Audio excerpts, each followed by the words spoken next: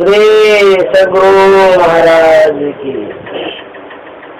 नमामि अमित ज्ञान रूपम कृपालम अगम बोधदाता सुबुद्धि निधि विशालम क्षमाशील यति धीर गंभीर ज्ञानम धर्म कील दृढ़ धीर समधीर ध्यानम जगत प्राणकारी अघारी उदारम भगत प्राण रूपम दया गुण अपारम नमो सद्गुरु ज्ञान दाता सुस्वामी नमामि नमामि नमामि नमः श्री सद्गुरु महाराज की जय।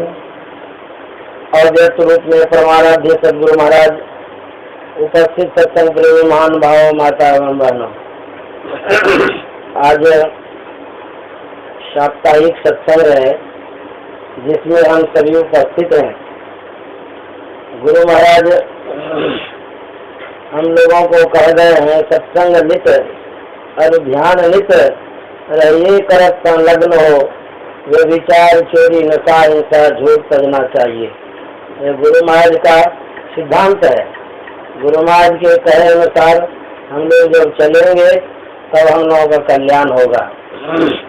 गुरु महाराज का सत्संग नित्य रोज सत्संग करना चाहिए। सत्संग से लागे रहो रे भाई, तेरी बिगड़ी बात बन जाए। जो सत्संग से लगे रहेंगे कहते जो बिगड़ने वाली बात है वो भी बन जाएगा। इसलिए सत्संग करना चाहिए। भगवान बुद्ध ने कहा, कौन हासो किमानंदो नित्यम प्रज्वलिते सती अंधकारे न दाप दीपक न गए सता। कहते हैं क्या हंसी और क्या खुशी, हम लोग नित्य जल रहे हैं, पच रहे हैं, अंधकार में पड़े हुए प्रकाश की खोज नहीं करते। कहते हैं जीव जन्म जन्म से अंधकार में पड़ा हुआ है और प्रकाश की खोज नहीं करते। अंधकार में रहने से क्या होता है? तो अंधकार में रहने से दुख होता है। बिजली यदि नहीं रहेगी, घनघोर अंधकार रहेगा, आप कहीं जाना चाहेंगे तो मन में भय लगा रहेगा, गिर जाएंगे तो, कहीं ठोकर लग जाएगी तो। भूल भरम हर बार, कहते भूल भी होगी भरम भी होगा, हर बार होगा। जब तक अंधकार में रहेंगे तब तक ये सब होता रहेगा। इसीलिए कहते हैं प्रकाश की खोज करने के लिए। गुरु महाराज जब घर से वैराग्य लिए थे, घर से जब निकले हो, क्या सोच करके निकले थे? गुरु महाराज ने एक बार रामायण की एक पंक्ति पढ़ी थी, दे धरे कर ऐसो भाई भजिए राम सब काम भी आई।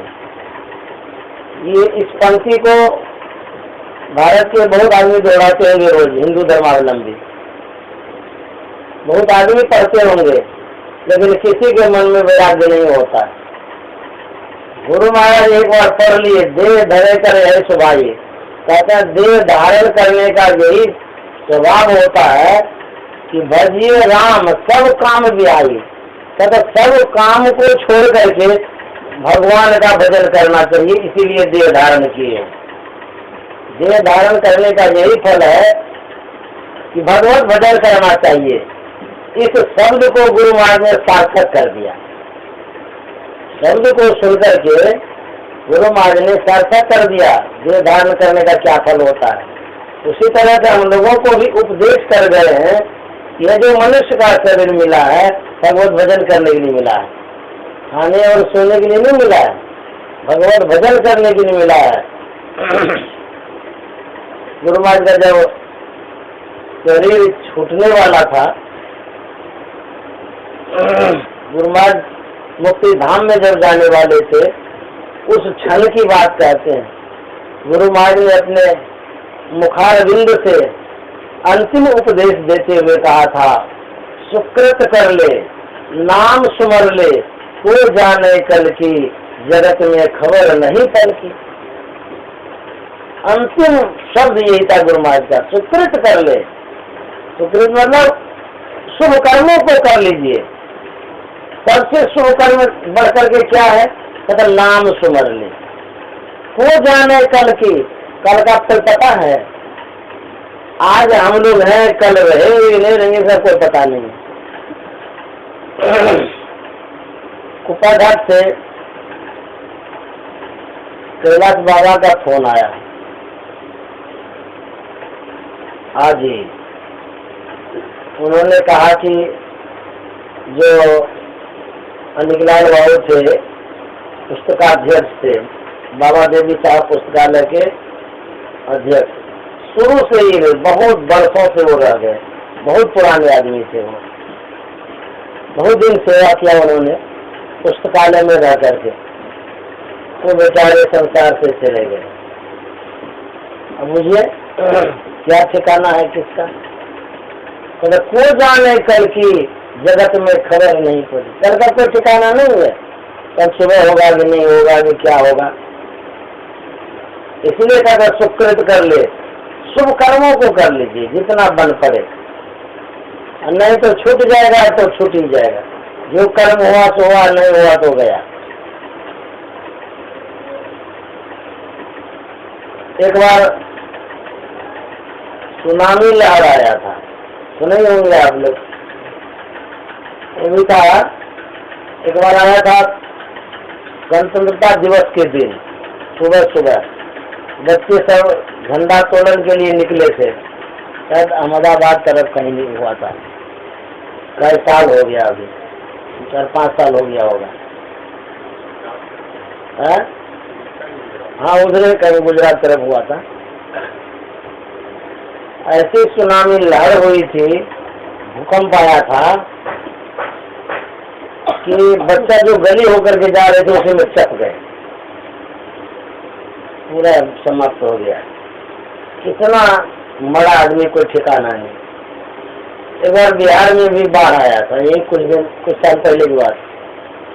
ऐसी बाढ़ आई, गांव घर मकान दुकान गाय बैल घोड़ा गधा सब के सब कहाँ चले गए पता ही नहीं चला। 25 फीट खरा पानी आया था, कोई नहीं बचा। और जहाँ जमीन समतल थी वहाँ पर पूरा तालाब बन गया। प्रकृति का जब प्रकोप होता है ना, तब किसी का प्रभुत्व नहीं चलता है। कुआं बना दिया जहाँ प्लेन था, उसी तरह से कहते हैं कोई जाने कल की जगत में खबर नहीं पल की, कोई ठिकाना नहीं है कब चले जाएंगे संसार से। गुरु महाराज कहानी कहा करते थे,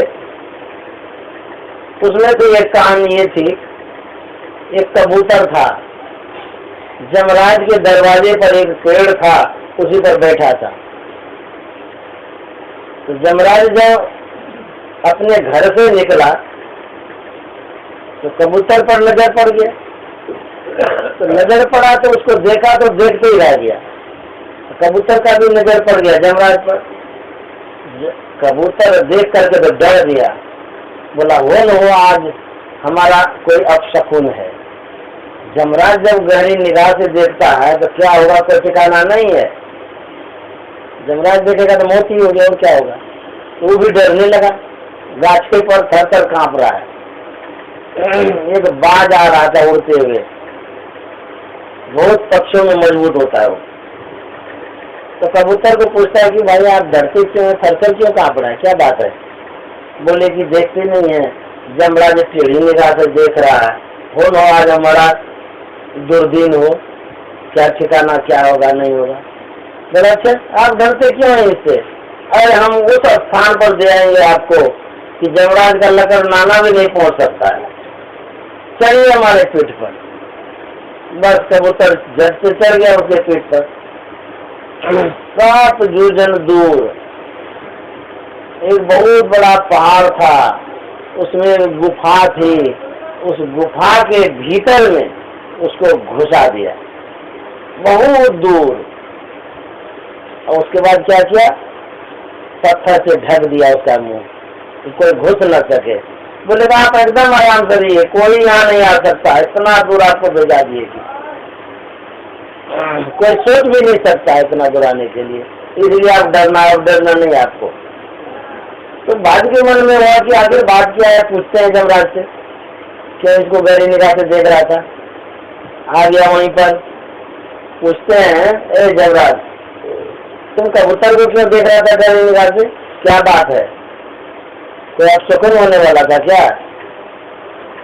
बोले कि हमको बड़ा आश्चर्य लग रहा है कि कबूतर का अभी इतना बज के इतना मिनट पर मृत्यु होने वाली है, और वो भी 400 योजन दूर एक गुफा के भीतर में, और ये कबूतर जा कैसे सकता है? वो भी हमको आश्चर्य लग रहा है कि इतना छोटा जीव है, उतना दूर कैसे ही जाएगा, और मृत्यु इसकी लिखी हुई है, कहीं गणित गलत तो नहीं हो जाएगा? वो हम तर्क कर रहे हैं, मर गया होगा क्या वो? बोले कि टाइम तो हो गया मरने का।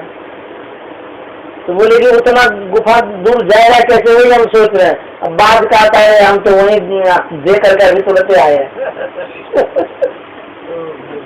तो बोले तो आप काम कर दिए, असली उनकी मृत्यु वहीं पर थी, आपने वही काम कर दिया। काल की देखिए क्या प्रेरणा होती है, काल कहाँ जाकर के पटकता है कोई ठिकाना नहीं है। बात कहता है क्या वो मर गया होगा? बोले हाँ मर गया होगा, एकदम हमारा जो गणित है झूठा हो नहीं सकता, आपने तो वही काम किया जो मैं सोच रहा था ये करेगा कैसे। बोले अच्छा हमको विश्वास तो नहीं होता। बोले जाकर देख लो। फिर यहाँ से बाज गया, वहाँ पत्थर हटाया गुफा का, भीतर घुसा, भीतर घुसता है तो देखता है एक केकड़ा, उसका पंजा बहुत तीक्ष्ण होता है, केकड़ा उसके गले को काट के अलग कर दिया। वाह सही में मर गया। मौत का कोई ठिकाना नहीं है, किस घड़ी हो जाएगी कब हो जाएगी कोई पता नहीं है। मौत जानते हैं, दुनिया की जितनी चीजें हैं सबको आप भूल जाइए, खाली मौत याद रखिए, सब सुधर जाएगा। यदि सबसे पवित्र काम कराने वाला कोई चीज है तो बोले मौत है। मौत याद रहेगी तो कोई गलत होगा ही नहीं। मान लो किसी को कहा दे अभी फांसी होने वाली है तो गलत करेगा? कहीं किसी को झगड़ा करने जाएगा वो? उसको तो खाली यही रहेगा अब मरेंगे हम, अब मरेंगे हम। तो कहता मौत को याद रखिए और सब चीज भुला जाइए। एक बादशाह था रामानंद स्वामी के समय का, मुसलमानी राज्य था उस समय। वो बादशाह क्या करता था, जितना रामानंद स्वामी का शिष्य होता था ना, तो भिक्षावृत्ति से अपना जीवन यापन करता था। वो जाते थे मांगने के लिए, तो दरवाजे पर जैसे जाते थे तो वो पूछता था कि आप साधु क्यों बन गए? तो रामानंद स्वामी के जितने शिष्य थे सब सत्संगी थे, तो कहते थे हम मौत के डर से बने, क्योंकि सब सोचते थे एक दिन मृत्यु होगी तो घर द्वार सब छोड़ करके अपना भजन करने लगे। इसीलिए वो कहते थे कि हम मौत के डर से साधु बन गए। तो बादशाह कहता था कि मौत के डर से नहीं बना है, इस पेट भरने के डर से बना, इसलिए इसको जेल में दे दो, आटा चक्की चलाते रहेगा खाते रहेगा। एक साधु को बंद कर दिया, दो को बंद कर दिया, तीन को बंद कर दिया, बंद करते करते बहुतों को बंद कर दिया।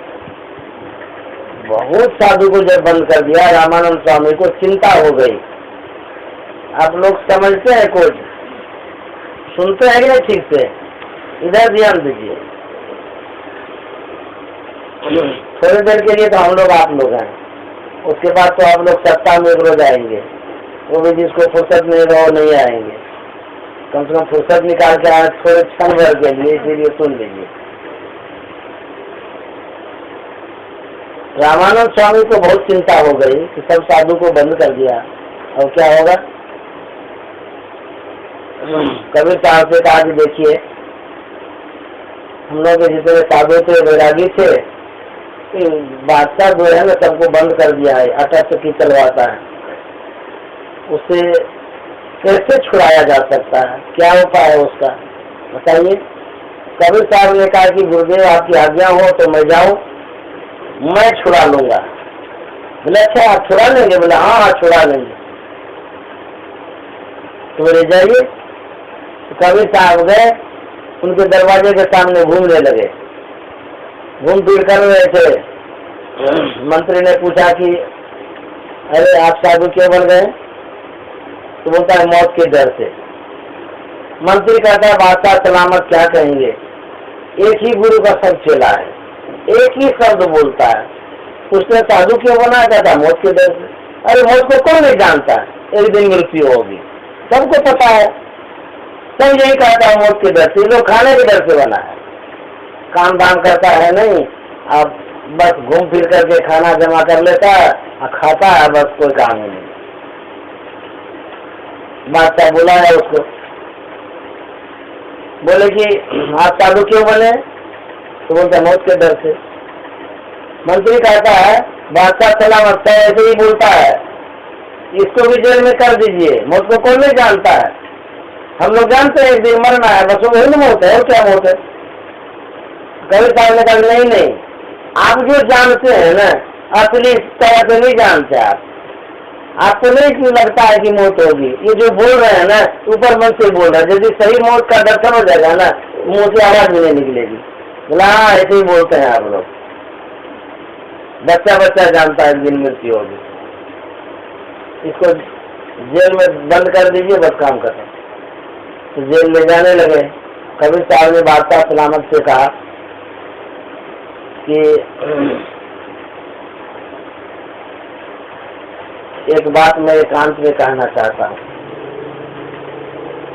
बोले क्या बात है बताइए? बोलते हैं कि मंत्री को ये हुक्म दे दीजिए कि सातवें रोज उनको फांसी की सजा होगी। फांसी नहीं दीजिएगा, 7वां रोज हमको भी निकाल लीजिएगा जेल से, आओ मंत्री को भी ले आइएगा बुला करके, और फांसी की जितनी सामग्री है सब तैयार करके रखिएगा, सब व्यवस्था कर दीजिएगा, और उस दिन हम बता देंगे कि मौत को कौन जानता है नहीं जानता है। आप बोले अच्छा ठीक है, ऐसा हम कर देंगे। इधर कबीर साहब को जेल में कर दिए, इधर मंत्री को आदेश दे दिया कि 7वें रोज तुमको फांसी की सजा होगी। राजाज्ञा हो गई है, कहना ही क्या है, राजा झूठ कैसे बोलेगा। बस सुनते ही उसका सिट्टी पिट्टी गुम हो गया, बेचारा घर तो गया, लेकिन रोज लगता था आज मरेंगे अब मरेंगे, उसको ऐसे लगने लगा। कबीर साहब जो जेल में गए, देखिए कि सब के सब आटा चक्की चला रहा है। कबीर साहब ने कहा आप लोग साधु बने ध्यान भजन करने के लिए कि आटा चक्की चलाने के लिए? बंद करिए सब चलाना।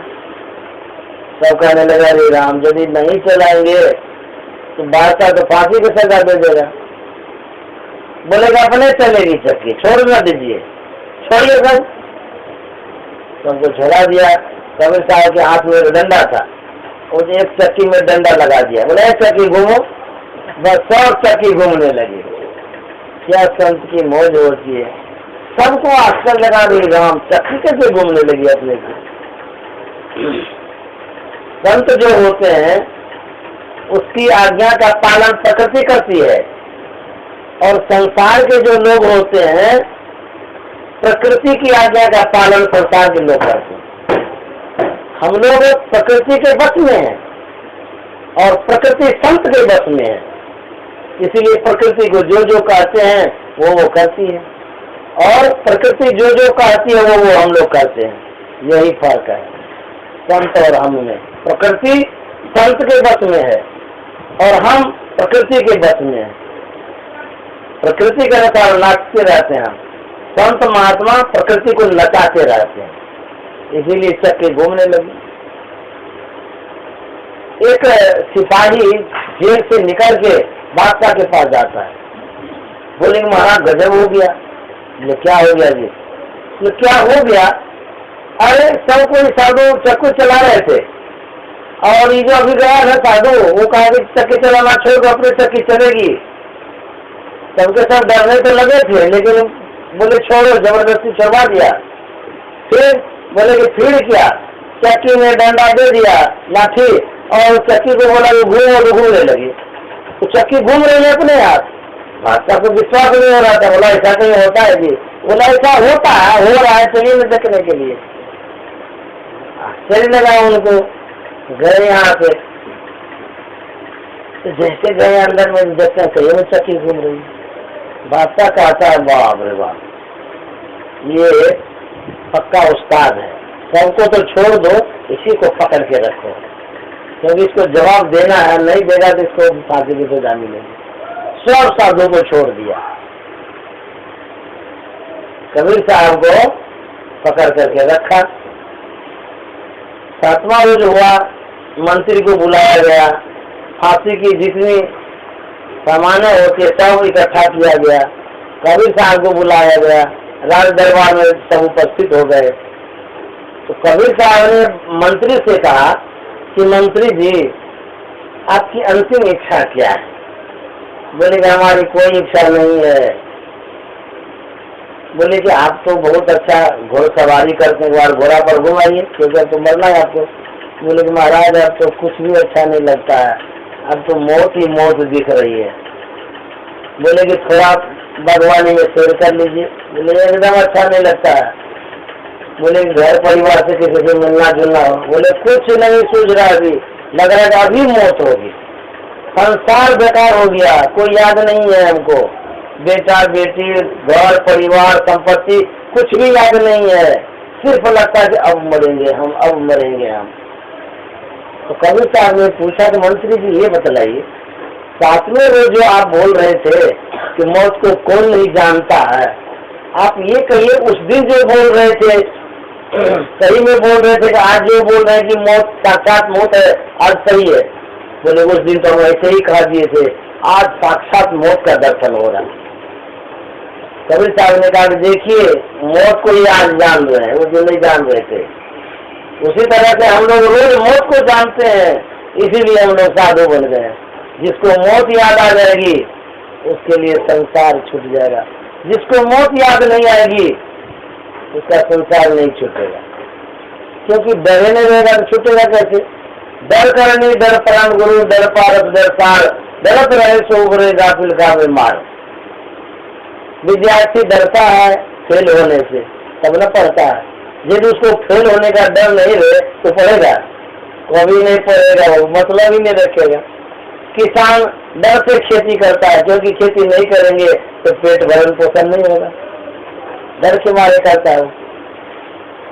नौकर डर के मारे नौकरी करता है, यदि सही से नौकरी नहीं करेगा तो नौकरी से निकाल देगा। मजदूर सब डर के मारे बढ़िया से काम करता है, नहीं तो उसको मजदूरी से वंचित कर देगा। जितने लोग हैं सब डर के मारे काम करते हैं। हम क्यों डर के मारे काम करते हैं? कि यदि काम नहीं करेंगे पेट नहीं भरेगा, इसीलिए डर से करते हैं। उसी तरह से हम भरदर कम करेंगे जब हमको डर लगेगा। डर कौन चीज का? एक दिन इस संसार से चले जाएंगे, सब कुछ छूट जाएगा, संसार यही रह जाएगा, इसी का डर रहना चाहिए। जो डर गए सुता रह गए, जो नहीं डरे तो सोच समझ लीजिए कि कहाँ जाएगा कोई ठिकाना नहीं है। बादशाह जो था उसके मन में हुआ कि क्या एक दिन हम भी मर जाएंगे। जब उसको मौत का ऐसा लगता, जैसे मंत्री को भी लगा, बादशाह के मन में हुआ कि हम भी एक दिन मर जाएंगे। उसके मन में वैराग्य हो गया। बोले कि जब हम मर ही जाएंगे जड़ को संभालने से क्या फायदा? धन संपत्ति बेटा बेटी परिवार ये सब जो है ये सब छूट जाएगा, मर जाएंगे, हम चले जाएंगे संसार से। इससे तो अच्छा है अभी हम छोड़कर भजन करें। चुपके से रात में बादशाह निकल गया घर से, किसी को नहीं बताया, चुपचाप निकल गया। कबीर साहब से दीक्षा ले लिए, भजन करने लगे। उनकी भी लंबी लंबी दाढ़ी हो गई, बाल बड़ा बड़ा हो गया, कंधे में झोला रखने लगे, कॉपीन पहनने लगे, पूरा फकीर बन गया वो। होते होते होते होते बरसों बीत गई। उसका जो लड़का था वो बादशाह बन गया। तो लड़का को तो पता नहीं था कि कहाँ गए हमारे पिताजी, नहीं गए, क्या हुआ। बादशाह बन गए तो अपना राज का संभालने लगे। एक दिन लड़के के मन में नौका विहार करने की इच्छा उत्पन्न हो गई। बहुत सी अपने सहयोगियों को, साथियों को, मित्रों को ले लिए और नौका विहार के लिए चल दिए। उसी राज्य में कहीं एक दरिया थी, उसी दरिया के किनारे नाव लगी हुई थी, उस पर वो लोग चलने लगे। उसी किनारे में वो बादशाह फकीर वेश में घूम रहा था। तो उस जो लड़का था उसकी नजर पड़ गई उस फकीर पर। लंबी लंबी दाढ़ी थी, बाल बड़ा बड़ा था, पहचान में नहीं आ रहा था। तो लड़का को मखौल सूझा, बोला वो बाबा जी को भी चढ़ा लो नाव पर।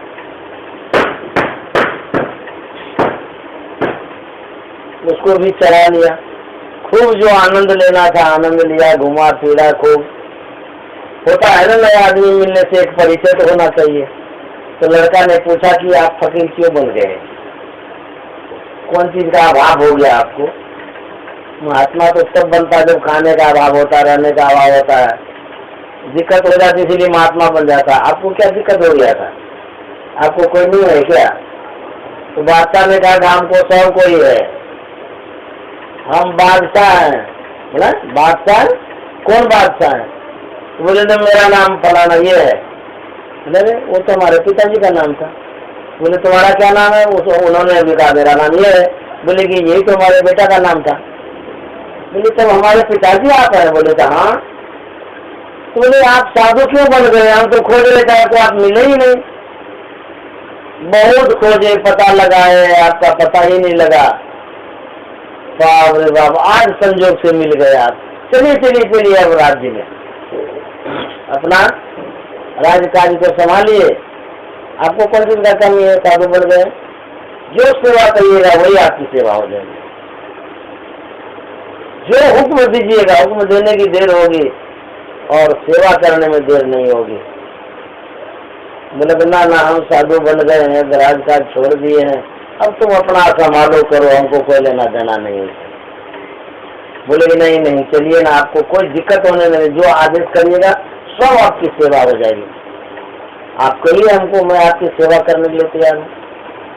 बादशाह ने कहा तू मेरी सेवा कर देगा? हाँ एकदम करेंगे, आप हमारे पिताजी है और आपकी सेवा में क्या चीज की कमी रहेगी? और हम लोग को कमी क्या है? जब बादशाह है तो कोई कमी नहीं है। तो बोले यदि तू मेरी सेवा कर देगा तब तुम्हारे कहे अनुसार मैं भी चल दूंगा। बोले हुक्म दीजिए। झोला था, उस झोला में पहले के साधु महात्मा सुई और धागा रखते थे। कोई कपड़ा फट गया, कहीं जरूरत पड़ गया तो ये सब छोटे छोटे चीज रखते रहते थे। झोला से सुई निकाला, सुई निकाल करके दरिया में फेंक दिया। बेटा से कहता है कि वो जो सुई हम फेंके हैं वो ला करके दो। बोले पिताजी ये एक सुई क्या है? हजारों सुई आप ले लीजिएगा वहाँ राज दरबार में, छोड़िए ना वो सुई। बोले नहीं हमको वही सुई चाहिए। लड़का कहता वो सुई तो आप फेंक दिए दरिया में, कहाँ बह के चली गई, कोई पता है वो कैसे आएगी सुई? बोले कि नहीं हमको वही ला करके दो, तब हम समझेंगे तुम पक्का सेवक है, तब तुम्हारी आज्ञा का हम पालन करेंगे। बोले ये कैसे हो सकता है? जो सुई फेंक दिए दरिया में, अब कहाँ बह के गई नहीं गई क्या ठिकाना, उसको कौन ला सकता है? बोले कि तुम बोलो होगा नहीं तुमसे। बोले कि हमसे तो नहीं होगा। बादशाह ने कहा तुम तो कहा था तब सेवा करेंगे, और यही एक छोटी सी सेवा में कहता कि नहीं होगा। बोले पिताजी छोटी सी सेवा आप बोलते हैं, या संभव है? सुई फेंक दी आएगी कैसे? बोले कि ये संभव है, आ सकती है सुई। बोले आ सकती है? बोले हाँ एकदम आ सकती है। फकीर ने कहा है दरिया मेरी सुई ला। तो जैसे कहा है दरिया मेरी सुई ला, मछली कुदक के ना पर आ गई, मुंह से सुई उगल दी। बड़ा आश्चर्य हुआ लड़के को, बाप रे बाप ये कैसे हो गया? मछली संत महात्मा उसके आज्ञा का पालन कौन नहीं करेगा? दरिया को कहा सुई ला, मछली कुदक के आ गई और मुंह से सुई उगल दी। बेटा ने कहा मान गया मैं, आप पक्के फकीर हैं। जो साधु महात्मा होते हैं उनके बस में प्रकृति होती है, उसको कोई चीज की कमी होती है। खाने के लिए साधु थोड़ा बनता है, वो तो दुनिया को खिलाने के लिए साधु बनता है। साधु महात्मा को कौन चीज की कमी होती है? जो सबसे साधु है कोई कमी नहीं होती है, वो तो खाली एक बार मुंह से खाली कह देगा तो क्या न क्या हो जाएगा। जो सच्चे होते हैं उसके लिए कर, जो सिद्ध पुरुष होते हैं उनको कौन चीज की कमी रहेगी। इसीलिए कहते मौत को याद रखना चाहिए। भारत की ऐसी विद्या है कि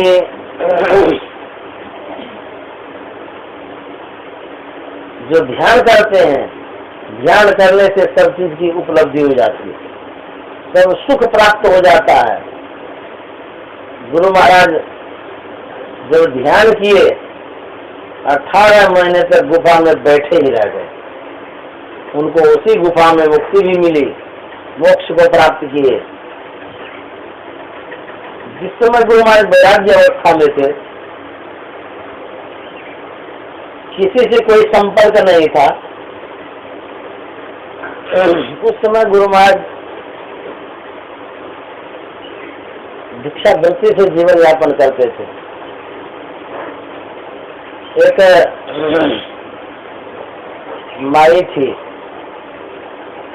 उनके यहाँ गए भिक्षा मांगने के लिए। वो माई निकल कर आई और गुरु महाराज को खोटी खरी बात कहने लगी। कहते हैं साधु बना है, कमा करके नहीं खाया जाता, भिक्षा मांगने के लिए भाग यहाँ से। जवान आदमी है और भिक्षा मांग कर खाएगा। वो जो डांट दी ना, गुरु महाराज ने कसम खाया आज के बाद किसी के आगे हम अपना पेट भरने के लिए हाथ नहीं फैलाएंगे, मर जाएंगे तो मर जाएंगे। कसम खा लिया कि मांगने जाएंगे ही नहीं। अब कैसी भीषण प्रतिज्ञा है ये समझिए कि बैरागी वेश है, घर का क्या कर दिए हैं, कोई सगे संबंधी नहीं है वहाँ।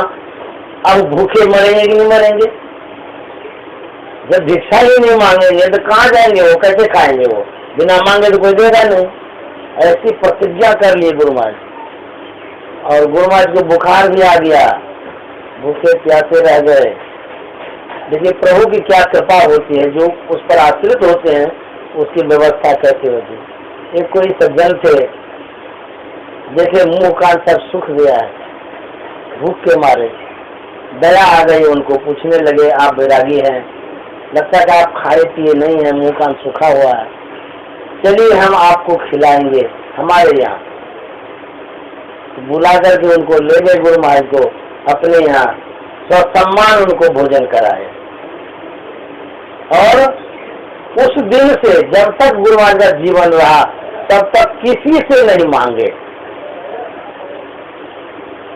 हम तो गुरु महाराज के कार्य को देखे नहीं है लेकिन सुने हैं।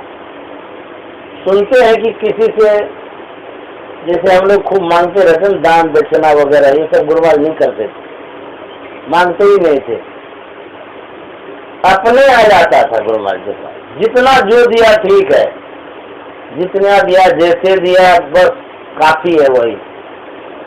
गुरु महाराज ये नहीं कि ये बनाएंगे वो करेंगे ऐसे करेंगे, वो सब कुछ नहीं किए। तो गुरु महाराज के समय में कुप्पाघाट का उतना भौतिक विकास नहीं हुआ था।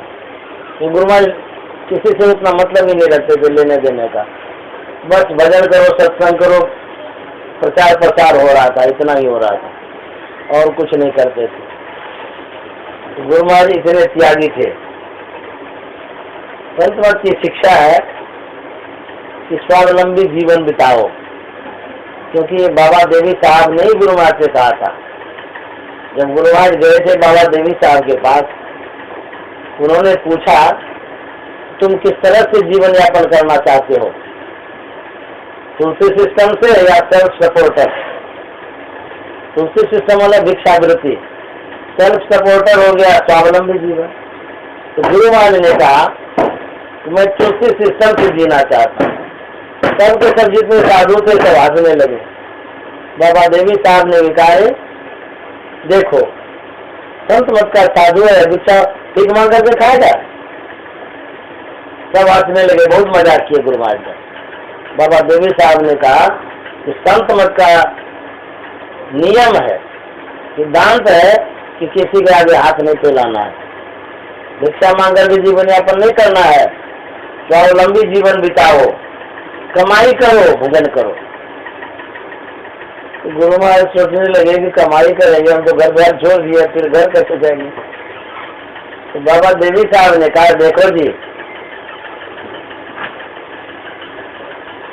मैं तुमको कुछ रुपया देता हूँ,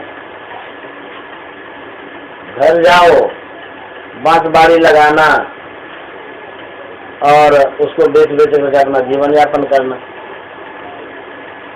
गुरु महाराज ने कहा कि घर गृहस्थी में जाएंगे, काम करेंगे, शरीर छूट जाएगा, भजन कब करेंगे। तो बाबा देवी साहब ने कहा, तुम कहता है कि शरीर छूट जाएगा, भजन कब करेंगे, 100 साल जिंदा रहेगा तो खाएगा क्या। बाबा देवी साहब ने कहा कि 100 साल यदि जिंदा रहेगा तो क्या खाएगा। ऐसा आशीर्वाद हुआ, गुरु महाराज 101 बरस जिंदा रह गए। बाबा देवी साहब ने कहा कि तुम पैसा लो, बात बानी लगाओ। गुरु महाराज ने कहा, ये तो गुरु का ऋण हो जाएगा, गुरु ऋण यहाँ सोच बरजिए कि गुरु का ऋण होगा ना, पैसा जो गुरु का लेंगे। अब देखिए कैसा जमाना था गुरु महाराज के समय का। उस समय गुरु के पैसे का कितना महत्व था। 80 रुपया मात्र बाबा देवी साहब दिए थे उस समय, और गुरु महाराज को इतना डर लग रहा था कि गुरु का ऋण रह जाएगा, मतलब पैसा गुरु का लिए ऋण हो गया। गुरु महाराज को डर लग रहा था कि गुरु का पैसा नहीं लेना चाहिए। लेकिन आजकल के कैसे चेले हैं, गुरु का जितना से जितना पैसा हो सके सब हजम कर देता है, सब ले लेता है, कोई डर भय नहीं लगता है। ऐसा सब चेला है, सब पैसा ले लेता है, गुरु का पैसा लेने में डर भी नहीं लगता। हमारे गुरुदेव महर्षि संत परमानंद जी महाराज ने कहा था, गुरु का जो पैसा होता है लोहे के जंग के समान होता है। लोहा का जंग होता है, धीरे धीरे घुन होता है ना, धीरे धीरे उसको खा जाता है, लोहा खत्म हो जाता है। उसी तरह से गुरु का जो पैसा होता है धीरे धीरे खत्म कर देता है वो। लेकिन गुरु का पैसा खाने वाला भी बहुत फल फूल रहा है। वही हम इंतजार कर रहे हैं। हुजूर ने कहा है गुरु का पैसा खाने वाले का इस तरह से होता है, देखते हैं कब होता है। संत का वचन है तो सत्य होना चाहिए। ऐसे आदमी है खाने वाले सब। गुरु का पैसा नहीं लेना चाहिए। गुरु का पैसा बहुत भारी होता है, क्योंकि गुरु का जो उपकार होता है वो इतना बड़ा उपकार होता है, उस उपकार का ऋण जो है उसको चुकता कर ही नहीं सकते जीवन भर। और उसके ऊपर से यदि आप ऋण लेते हैं तब क्या होगा, कितना मतलब ऋण आपके ऊपर चढ़ जाएगा। इसीलिए गुरु का ऋण नहीं लेना चाहिए। गुरु ने ज्ञान दिया, यही काफी है। गुरु का जो ज्ञान है बहुत काफी है, पैसा कोई क्या लेगा। लेकिन बहुत ऐसे आदमी है कि गुरु के पैसा का भी अपने काम में लगाते रहते हैं। बाबा देवी साहब ने कहा कि तुम रुपया लो और खेती बाड़ी करो। गुरु महाराज ने कहा कि तो ऋण हो जाएगा। बाबा देवी साहब ने कहा कि ऋण नहीं होगा, तुम खेती बाड़ी करना और उसको बेच करके हमको लौटा देना। तो गुरु महाराज ने वैसा ही किया। बहुत काम किए गुरु महाराज। कंधा पर लेकर के बांस का बना लिए थे बल्ली, दोनों तरफ बाल्टी था, कंधा पर पानी ढोते थे गुरु महाराज, बड़े सरकार, बाप रे बाप। और खुरपी से जो कमाते रहते थे, हाथ में ठेला हो गया था गुरु महाराज को, कंधे में भी ठेला हो गया था गुरु महाराज को, काम करते करते। बहुत काम किए गुरु महाराज, बांस बाड़ी लगाना सब करना, शरीर का मेहनत बहुत थी। इतना ये मतलब कि मेहनती थे। वही गुरु महाराज ने कहा, जीवन बिताओ स्वावलंबी, भरम बारे फोड़ी कर, संतों की आज्ञा है में ही मात धर कर छोड़ी कर। स्वावलंबी जीवन बिताना चाहिए। जिसका खाइए, फ्री में नहीं खाइए। बाबा देवी साहब ने कहा है, बाप का भी यदि अन्न बेटा बैठ करके खाता है, कहते उसका खून खराब हो जाएगा। बाबा देवी साहब ने कहा, बैठ करके बाप का भी बेटा अन्न खाता है तो उसका खून खराब हो जाएगा, इसीलिए बैठ करके नहीं खाना चाहिए। मुफ्त में किसी का अन्न नहीं खाना चाहिए, कुछ न कुछ कर देना चाहिए। आप राधा स्वामी साहब के सत्संग में चले जाइएगा अमृतसर, वहाँ देखिएगा बड़ा से बड़ा आदमी सेवा के लिए तारीख लेता है कि फलाने तारीख को आपको सेवा मिलेगी, फलाने तारीख को आपको सेवा मिलेगी। चाहे जो भी सेवा मिल जाए समझता कि हमारा सौभाग्य है। तो खाना साफ करने का मिला तो वही सौभाग्य है, जूता साफ करने का मिला तो समझता यही हमारा भाग्य है, बहुत खुश होता है। इसीलिए सेवा करना चाहिए। आप दूसरे की सेवा मत करिए, घर में ही आप हैं, आप अपनी सेवा करिए, पराश्रित मत होइए। जो भी काम है, अपना जो काम है मेहनत से करते ही रहिए, दूसरे पर डिपेंडेंट न होइए। हमारे हुजूर थे, गुरुदेव को मैंने देखा जब वो स्नान करते थे तो प्रत्येक दिन अपना कपड़ा साफ कर लेते, साफ करके बाल्टी में छोड़ देते थे, फिर हम लोग उसमें सरफ वगैरह दे करके फिर साफ कर देते। अंतिम दिन भी, जिस दिन शरीर छोड़े उस दिन भी दोपहर का कपड़ा अपना उसी तरह से धो करके बाल्टी में छोड़े। ये कैसे सेवा करने वाले। और गुरु महाराज का जो सेवा इन्होंने किया है ऐसा तो कोई इतिहास में नहीं होगा। 40 बरस तक लगातार सेवा करने वाला सेवक शायद इतिहास में नहीं है कहीं। कोई भी सेवक 40 बरस तक गुरु की सेवा में रहा हो ऐसा इतिहास में नहीं है, कोई नहीं। ऐसा सुनते हैं कि लगातार कोई, या तो गुरु का उम्र बूढ़ा हो जाता है तब सेवक मिलता है, तो 40 बरस के पहले ही गुरु जी चले जाते हैं। ऐसा ही तो होता है, क्योंकि सेवक सच्चा मिलते मिलते मिलते बहुत समय हो जाता है। लेकिन गुरु महाराज को जो सेवक मिला बहुत पहले ही मिल गया, हुजूर जो मिल गए, इसीलिए इनको 40 बरस तक लगातार मौका मिला गुरु महाराज का सेवा करने का। और ऐसी सेवा, जैसी सेवा सूर्य की जब किरण उगती है तो किसी दीवार से देखिए परछाई निकलती है ना, तो कहता छाया की भांति ये रहते, ऐसी सेवा उन्होंने किया। इसीलिए सेवा करनी चाहिए। और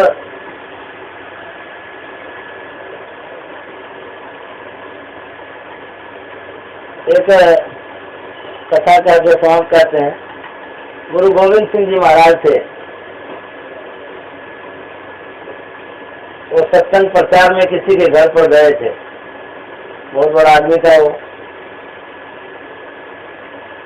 जल का समय हो गया था, तो गुरु गोविंद सिंह के जो सेवक लोग थे वो जल लेकर के गिलास में आ रहे थे। सेठ जी की नजर पड़ गई। सेठ जी ने कहा कि देखिए आप तो सब दिन सेवा करते हैं, आज हमको सेवा करने दीजिए जल पिलाने का। बोले कोई बात नहीं, ले जाइए। गिलास लिए, उसके बाद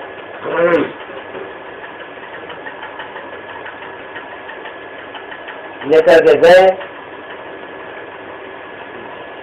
जैसे ही बढ़ाए गिलास तो गुरु गोविंद सिंह जी महाराज जी गिलास को पकड़े। गिलास को पकड़ने में उंगली से स्पर्श हो गया। तो गुरु गोविंद सिंह जी महाराज कहते हैं, अरे तुम्हारा हाथ तो बहुत कोमल लगता है जी। बोले कि हाँ, हमको कौन चीज की कमी है, कितना नौकर है चाकर है, एक पर एक सेवक रहता है, हमको कोई चीज की कमी भी नहीं है। गुरु गोविंद सिंह जी महाराज ने कहा इतना कोमल तो उसी का हाथ रहता है जो कोई काम नहीं करता है। बोले कि सही में हमको कोई काम करने की आवश्यकता ही नहीं पड़ती है, सब काम नौकर चाकर करते रहता है। तो गुरु गोविंद सिंह जी महाराज ने कहा जो खुद अपनी सेवा नहीं कर पाता है वो दूसरे की सेवा क्या करेगा। तुम जब अपनी सेवा नहीं करता तो हमारी सेवा क्या करेगा। तुम्हारा हाथ का पानी नहीं पिएंगे, नहीं पिए। बोले तुम पहले अपनी सेवा करो तब हमारी सेवा करना या किसी की करना। तो पहले अपनी सेवा करिए। स्वयं की सेवा यदि कर लेते हैं तब दूसरे की सेवा करिए। लोग दूसरे को सुधारने में लगा रहता है, हम समाज को ये कर देंगे वैसा कर देंगे। जो ऐसा कहता है पहले उसको कहिए आप अपने पहले सुधरिए, अपने सुधर करके तब सुधारिए। बात तो बोलता है बहुत, लेकिन वो उसी को खुद देखिए करता ही नहीं करता। समाज में राम राज्य ला देगा ऐसा तो बोलता है। अरे तुम्हारे घर में रावण का राज्य बना हुआ है, तुम समाज में राम का राज्य कैसे लाएगा? पहले अपने घर का रावण वाला राज्य तो उजाड़ो हटाओ, तब न दूसरे का समाज में राम राज्य लाएगा। इसीलिए कहते हैं पहले अपना निज का जो काम है, जो भी काम है घर का, अपना जो भी काम है खूब मेहनत करिए, इससे शरीर भी स्वस्थ रहेगा और तब दूसरे का आप सहयोग कर सकते हैं।